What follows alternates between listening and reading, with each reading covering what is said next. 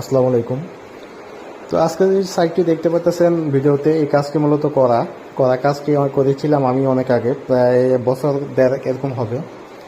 তো আজকে আবার ওনার ভাই এর বিল্ডিংয়ের কাজ, তো এটা মার্শাল্লাহ আমাকেই দিয়েছে ডাক দিয়ে।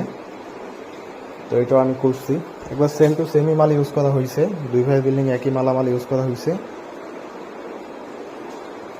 তো যাই হোক, এটা একটা খুবই ভালো ব্যাপার বা ভালো লাগে যে একটা কাজ করলে ওই কাস্টমারের মাধ্যমে আবার দু একটা কাজ আসলে এই কাজের স্বাদই আলাদা, এই কাজের ভিতরে আসলে একটা তৃপ্তি থাকে।